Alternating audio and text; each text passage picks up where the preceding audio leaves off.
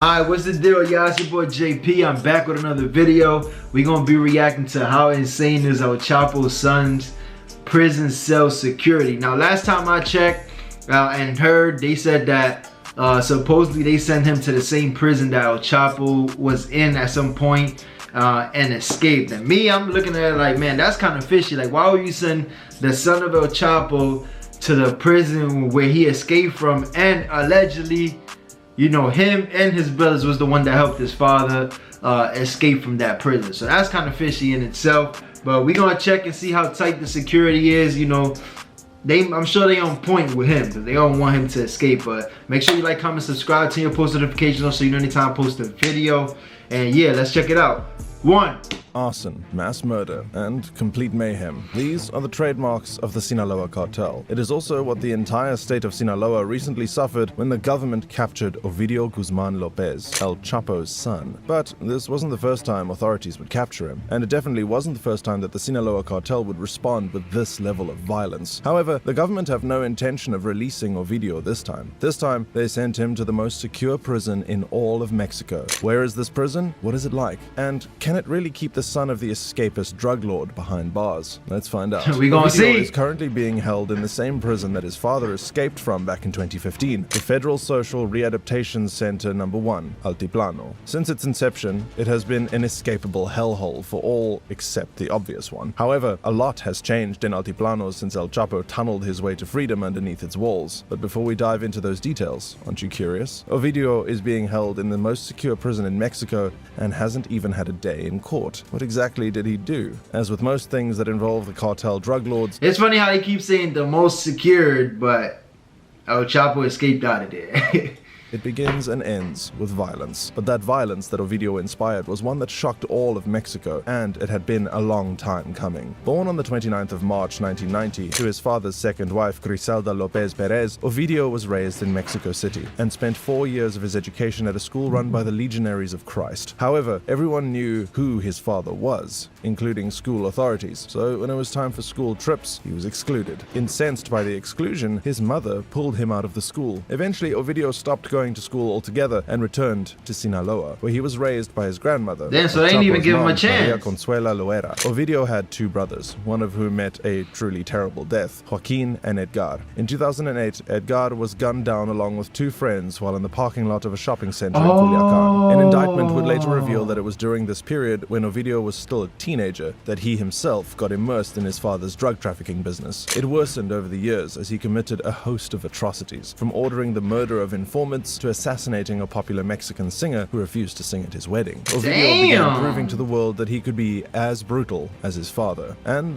the world listened. More specifically, the US listened. A $5 million bounty was placed on his head and the head of his brothers, who had joined together with him to form an unholy alliance known as Los Chapitos, which translates to Little Chapos. These brothers were Ivan Arquivaldo Guzmán Salazar, Jesus Alfredo Guzmán Salazar, and Joaquin Guzmán Lopez. After the arrest of the father in 2017, Los Chapitos built a reputation. Yeah, I don't know. That's something about that, like, one part when they catch El Chapo that he just, like, you know, they just twist his neck to look at the camera. I don't know. That's just something, do something to me, because it's like, damn, you know, it's like you got caught and you know it's over, and that military just hold your neck and just, you know, show your face to the media to make sure that they know they got you.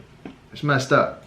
Hyper-violent millennials who command nothing but fear from local residents and business associates within the cartel. The brothers wrestled and won over significant portions of the cartel. Over time, and through great violence, the Chapitos have been forced to share that power with other factions of the Sinaloa cartel, headed by Ishmael El Mayo Zambada, one of the original founders of the organization, as well as Aureliano Guzmán, known as El Guano, El Chapo's brother. Now, this is the most insane detail of Los Chapitos. Believe it or not, but it is widely believed that the least powerful member is Ovidio. In fact, some cartel members have said that he didn't want to join the cartel in the beginning. He only joined to ensure his safety, because he was the son of El Chapo. Another reason he is viewed as the weakest link in Los Chapitos is his lifestyle. Over the years, Ovidio inherited his father's love of spectacle, and he applied this to his social media. He would post photos of himself and videos to his Twitter and Instagram accounts, posing with guns, cash, and women.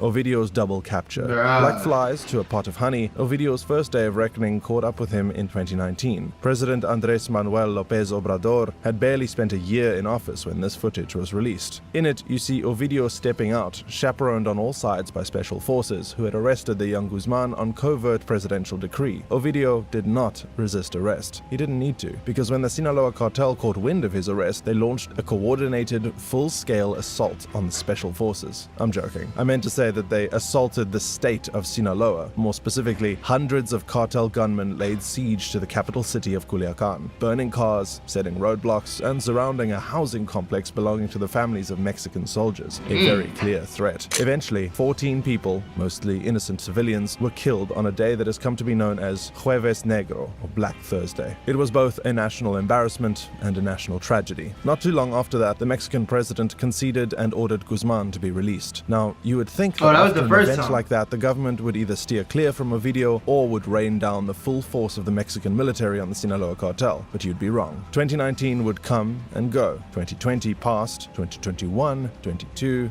and then January 5th, 2023. About a week or so before Joe Biden's visit to Mexico for diplomatic talks on issues concerning immigration, border control, and narcotics, suddenly the Mexican presidency decided once again to arrest Ovidio in what many believe was a gift to the American president. A Mexican army attack chopper unloaded heavy machine gun fire into the rural fishing community of Jesus Maria outside the capital city of Culiacán, where it was believed that Ovidio was hiding. And they were right. Army and National Guard troops detained the 32-year-old drug lord on the outskirts of the northwestern city of Culiacán. And as expected, the moment the Sinaloa... Yeah, so is the rumor that I've heard before, like, accurate? Or people still going with it, where they said that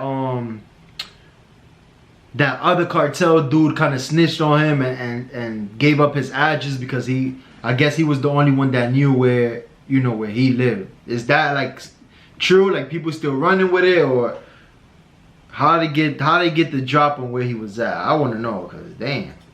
Cartel caught wind of the operation, they responded with ungodly amounts of force. Now, wait. You might be wondering why on earth the Sinaloa cartel would bother about Ovidio when we've already established that he was a weak link that drew undue attention to himself. The answer is obvious. Family and an opportunity to make a point. In this case, 2 points. Because they had won the last altercation with the government, they must have felt certain that they would win this one also. Cartel gunmen opened fire with 50 caliber machine guns on the convoy transporting Ovidio, killing 10 soldiers in the process. However, they couldn't save their boss, so they turned their fury on the military, the state, and its civilians. An army colonel was ambushed and killed in a gun battle that left 19 alleged cartel members dead. The presidency responded by sending over 3,000 Mexican soldiers into the city of Culiacán. Hundreds of civilian vehicles were commandeered by Sinaloa's gunmen. Many of the carjacked vehicles were burnt beyond recognition as Sinaloan forces descended on the airport, where they opened fire on passenger aircrafts with 50 caliber sniper rifles. Elsewhere in the city, more than 30 people were killed in a gun battle that raged for up to 12 hours. The victims were 11 soldiers, 19 cartel gunmen, and 1 child. The resistance was so intense that the military had to call in helicopter gunships, and even after Ovidio was airborne, the violence continued to rage, and more civilians were caught in the crossfire. 2 innocent bystanders were injured by bullets that punctured their roof, and a 10-year-old boy was shot in the head by a soldier when he stepped outside his home. Yeah, so then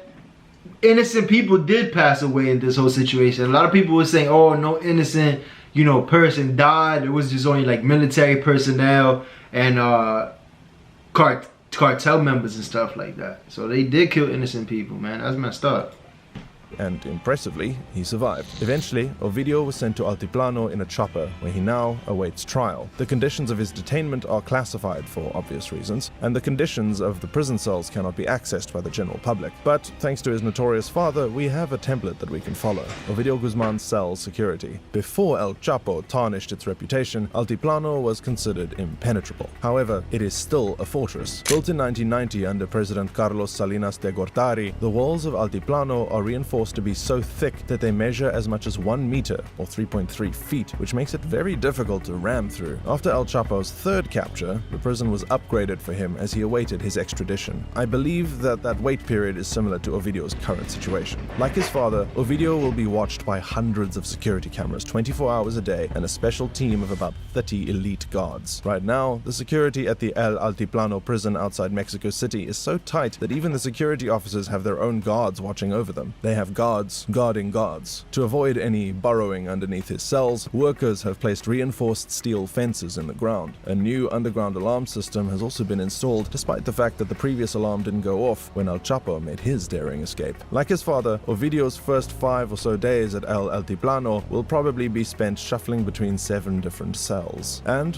when or if he is allowed to move about inside the prison, he will most likely remain handcuffed and accompanied by guard dogs who will also serve as his food tasters to prevent him from poisoning himself. This was the same treatment given to his father. There have been strong rumors that Ovidio will eventually be extradited to the US as a kind of gift, but we'll have to wait and see. Everything the current Mexican administration has been doing has been to prove that they have control of their own country. Despite how bad it looks, they may feel like they don't need America's help. I don't know how true this is. What I know is that they will face another test when Ovidio's trial finally begins. Nah, that's kind of wild to just be changing them like from cell to cell, but I guess the only reason they pretty much doing that is being that El Chapo already exposed the whole situation as, yeah, somebody could escape, even if y'all the best prison. But I don't know, I was kind of like shocked, and it was like the first time that I've heard the fact that he didn't want to join the life in terms of like the cartel and stuff, but he kind of was forced to in a way because of who his father was, and being that even though he was in part of the life, he would always be a target, and anything could happen to him because of who his father was, like, you know, as far as like getting kidnapped and stuff like that. So I didn't know that, you know, so it's kind of a messed up situation, even as a father, you know, to have your kid in, because, you know, their life is in jeopardy whether they join the game or not. So it might as well just join it. But then this is the other side of it, you know, what happens. I mean, they did mention, you know, that he's kind of like the weak link, which I think, though, you think that he might break and, you know, cooperate and stuff, or y'all think like, you know, he will be able to hold it down and just, you know, take his time like a man, like his father did, and just ride it out? Because, you know, according to what they saying, he was part of the life and he did, you know, a lot of things. But y'all let me know your opinion. Make sure you like, comment, subscribe, turn your post notifications on so you know anytime I post a video. Request any videos you like for me to react to, y'all, and I got you. Keep me updated with all the stuff that's going on. And yeah, to the next one, I'm off this. Oh!